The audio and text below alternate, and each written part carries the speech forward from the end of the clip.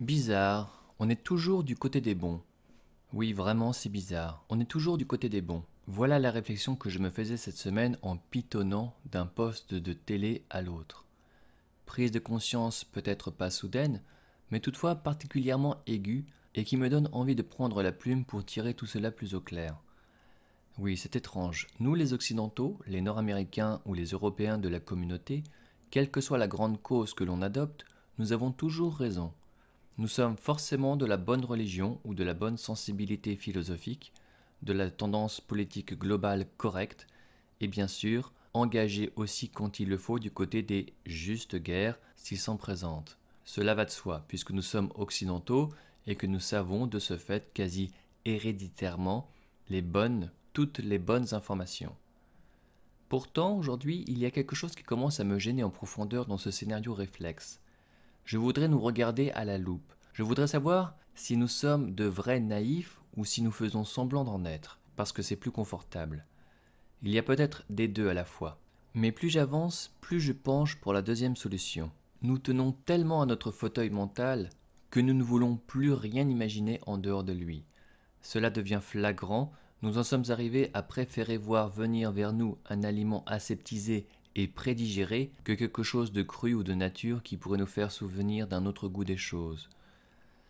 Alors voilà ce que je me demande tout net. Et si le lavage de cerveau ce n'était pas seulement aux autres que ça arrivait? Le vieux Montaigne, que nous avons jadis étudié au collège, le disait déjà en substance. Passer les frontières, ce sont les barbares. Bien sûr, nos frontières ont changé d'allure et de nom. C'est pour cela qu'on a l'impression qu'elles se sont éloignées. En fait, je crois que nous les avons gardées intactes. C'est qu'elles ont les racines bien plantées dans notre sol, ces frontières-là. Les racines d'un arbre qui s'appelle sentiment de supériorité. Certes, je sais bien que ce sentiment-là ne pousse pas qu'en Occident et qu'on le trouve tout aussi bien en Asie, au Moyen-Orient, en Europe de l'Est et ailleurs. L'homme est ainsi fait qu'il a toujours raison là où il vit.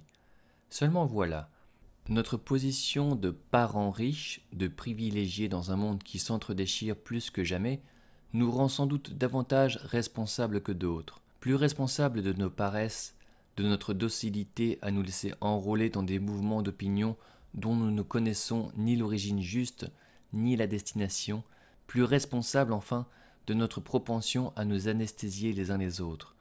Qui nous dira aujourd'hui sans tricherie aucune ce qui s'est réellement passé au Kosovo? Là, comme en Rwanda il y a quelques années ou encore dans tant d'autres pays, nous gardons toujours étonnamment les mains très propres.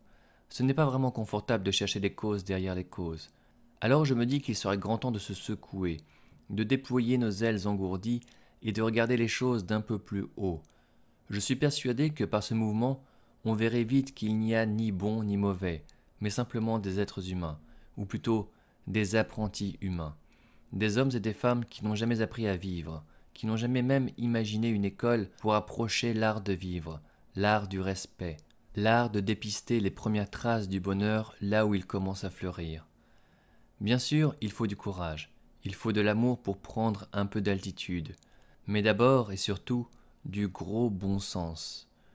Le problème, c'est que ce bon sens-là se trouve certainement lui aussi sur la liste des denrées rares.